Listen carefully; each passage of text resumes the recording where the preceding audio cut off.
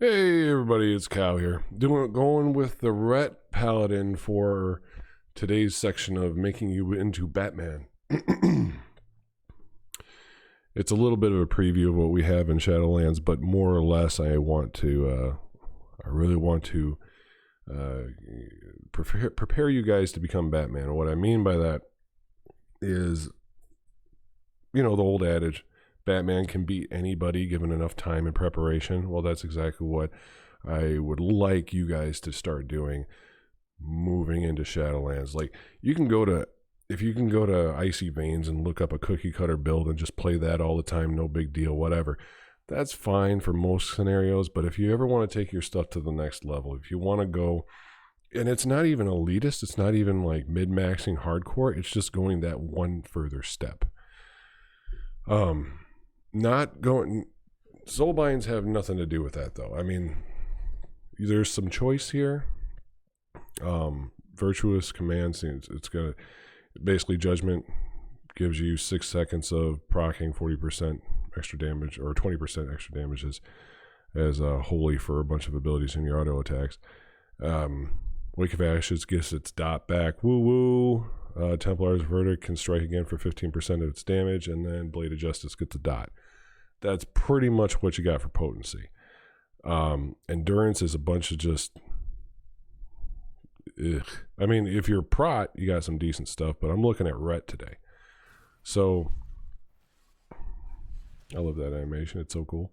Anyway, so what I'm talking about as far as becoming Batman.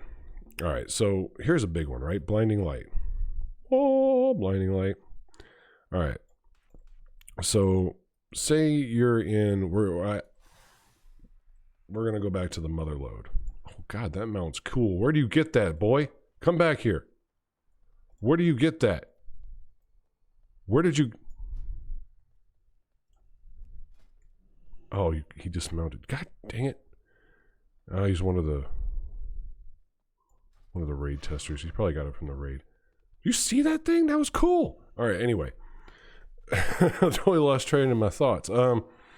So say you go into the Mother Lode. Lots of mobs everywhere. So obviously you know that you're going to want to set up for AoE, right? Like, as tempting as it is to take the Empyrean power, don't do it. Because you still need Blade of Wrath for the procs to keep your holy power up. The good news is they changed this from a straight proc per minute basis to this is now a percentage chance to proc. I believe the actual... Where's it at? The actual... There it is. No, that's not it. Art of War. Auto attacks have a 24% chance to reset the cooldown of Blade of Justice.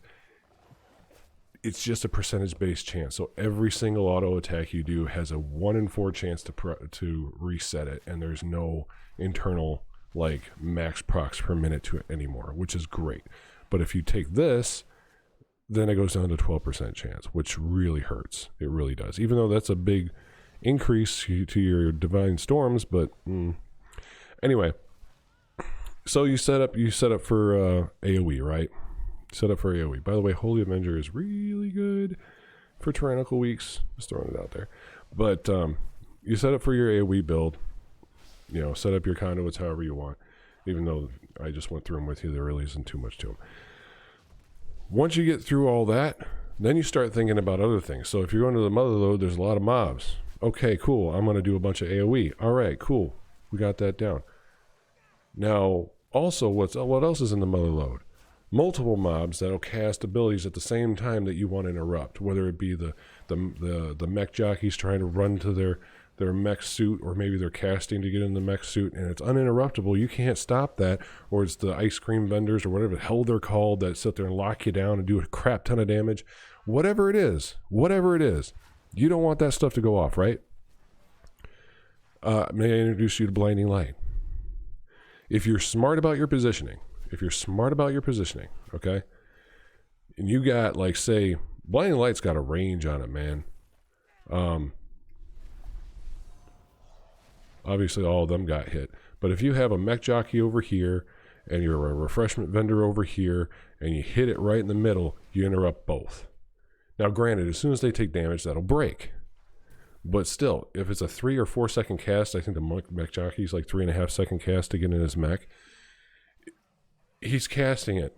Actually, half the time, if I remember right, when I'd interrupt it like this, they wouldn't even recast it. But you're talking if it's 3.5 second cast and you wait till 3 seconds to interrupt it, that's 6.5 seconds that they're taking to get into that thing, because they'll immediately try to recast. Most mobs will try to immediately recast after they come out of a daze. But still, they could be dead by then. You know, you could be in a dungeon, and don't get me wrong, I haven't done any of the dungeons out here yet. But mostly because I just want to try them with my friends first and have a good time with it. But yeah, if God, my freaking ADD's catching up with me. Must pull it back. I shouldn't even be doing anything with my hands right now. Anyway, that 6.5 seconds can make all the difference. That's my whole point. All right. So this is what I'm talking about with being Batman. Okay, you can change. You can think about your talents in that respect. A lot of people just take Fist of Justice because I can stun that one guy. Okay, you stun him for 4 seconds. What's that going to do to you? Or so I'm sorry, 6 seconds. What's that going to do for you? You know, that's one guy. This guy can interrupt multiple spells, and it can interrupt spells that can't be interrupted with a regular rebuke or whatever else the group has. You know, there's. And that being said too, it's also for the rogues. I'm going to do a video about the rogues too. You can take advantage of that with blind. You know, if you see a guy casting something and you're like, nope, and you just blind them. Even if it's a half a second. A lot of people don't see CC and they're just like, well, I just CC him and, you know, hope for the best. I'm not going to CC him if it's going to break immediately. That can't be your mentality. And this isn't even going above and beyond. This isn't like, oh, well, you know, this isn't like elitism or anything. This is just straight up, you know, what can I do to better the group? And I guarantee you, if you look through your talent trees, you will find the same thing. So be Batman. That's the whole thing about this video, is just be Batman. All right?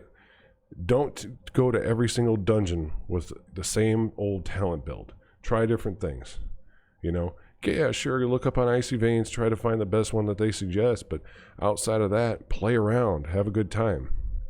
A lot of people get irritated at Blizzard because they don't give us enough choice. They gave us so much choice with this. Now, just to give you a brief rundown, because you probably looked at this and it's like, being Batman, what? Paladin guide? All right, look, I'm going to give you a quick rundown for talents, all right? So as of right now, I'm just going to give you an overview, okay? Zeal is still your best just for the fast procs. Basically, you want that 30% faster auto attacks to get more procs for Blade of Justice. That's still technically the best. Righteous Verdict has its ways that could be better, but Execution Sentence is an interesting one. Now, this is something I was going to bring up. Now, you look at it and it's like, oh, it's a single target thing, right? It's for like tyrannical weeks. Well, maybe not so much. So if you're going to a dungeon, and this comes back to the whole being Batman thing, if you know there's a dungeon that has an ad phase, right? It's got a phase where like 4 ads come out and they start wreaking havoc everywhere, right? So most of our AoE abilities for most classes are capped at 5 targets in the Shadowlands. So what Execution Sentence does is when you pop it, okay? When you pop Execution Sentence, for 8 seconds after you pop it on and the hammer's falling down and you target the boss with it, those ads come out and you just start AoEing the hell out of everything. All the 20% of all the damage that you do to everything within that 8 seconds gets applied to the hammer that drops on the boss's head. So you save your cooldowns for that. You save your Avenging Wrath. You save your Divine Toll. You save your Wake of Ashes for that ad phase. And your DPS will be insane. Okay? But that's, you know, that's an option. I still go with Zeal most of the time just to make everything smooth. When we get to the end game and we can stack some haste up to whatever... I guess there's some secondary stat tax. I got to read more into it now, but whenever I get up there and we can stack some haste, this is going to be more viable. Certainly in Mythic Plus later on. I almost guarantee it. And as I said, Blade of Wrath is still the way to go, maybe until we get some more haste. This is so tempting, though. Oh, it's so tempting. It was an old Azerite trait, and I loved it for AoE builds because it would proc all the time. As I said before, this is really up to you. But honestly, unless you're in a group that isn't a pug, I wouldn't go with Repentance because they're just going to break it, and it's kind of a waste. Especially it being 1.6 second cast time. You can do the same thing with that with Blinding Light, and you can get more for your buck. The only downside to that, and this is what I'll say, the only downside to that, if you're playing with somebody like a warrior tank or a paladin tank, if you're prot on your paladin tank and you use Blinding Light, make sure you do Righteous Shield or you do some type of defensive, even if it's the short-term mitigation, something, before you do it. Because as soon as they all get hit and they come out of it, they're all going to hit you at once. That's the only downside to it. I am comfortable enough using Blinding Light with my friends because they know how I play, they know what's going to come, they know they always have their mitigation up, their active mitigation up because of that. Another thing to consider here, okay? This is just trash. We're going down to the 35-row talent. Cavalier's amazing. Eye for an eye, barely ever use it. But, again, being Batman, you go into instance like the Underbog, right? You go to the Underbog, and you have the little blood spider things that like focus somebody, and they run after him and beat the crap out of them, right? Well, if you have Eye for an Eye, and you just happen to be the one out of the group that gets, the FU button pointed at you, pop Eye for an Eye. Makes it easy, right? You can couple that together with your Shield of Vengeance, and the tank doesn't even have to worry about you. Other DPS don't even have to worry about you. You could probably solo the damn thing. Well, maybe, I don't know. Divine Purpose is amazing. It's basically another one of these, but it's just for any Holy Spender. Holy Avenger, I will say, on Tyrannical weeks, this is amazing. This would be amazing for single target. If you're running single target, oh my god, 20 seconds of triple holy power generation. If you couple this with execution sentence, off the damn chart damage. I'm telling you, when this hammer drops, boom, it's gonna hurt. Seraphim seems to be better than Holy Avenger in raids, at least from the research and the logs I've looked at, but not much difference between that and Divine Purpose. So kind of play around with whatever you want. Divine Purpose seems to be better for short term for like dungeons and Mythic Pluses, but high Mythic Pluses with Tyrannical, you might want to go with this for just to line up all your cooldowns, especially with Tyrannical. Tyrannical is a whole nother beast. So Selfless Healer is pretty much the way to go in this one. Justicar's Vengeance, not so much. Word of Glory is surprisingly potent. Because remember, we still have Flash of Light, so we have, heals based on our mana if we want them, right? But Word of Glory heals for more. And like, say, for instance, even if you had Holy Avenger, ain't nobody going to kill you unless they interrupt you. You know what I mean? The final row is really up in the air. Like, I haven't really... Final Reckoning, I like that for AoE potential, and if you combine it with Execution Sentence, it's amazing. But Crusade's an oldie but goodie. It really is. Sanctified Wrath, I believe that was an old Azerite talent. It's still good though, but it's still between Final Reckoning and Crusade. That's in my opinion.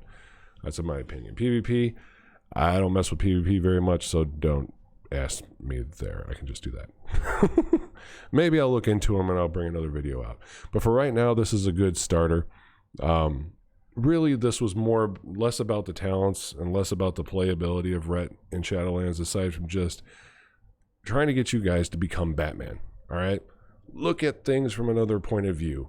Get to know the dungeons, to see how you can be a better part of the group, and you'd be surprised how fast you'll make friends. Anyway, if this was helpful at all, you liked it, or maybe you didn't like it, downvote it. I don't even care. Do something. Press something buttons. Like it, share it, subscribe, follow me on Twitter. I don't even know why you want to follow me on Twitter, but it sounds like a good thing to do. Anyway, cheers. Moo, moo, moo, moo.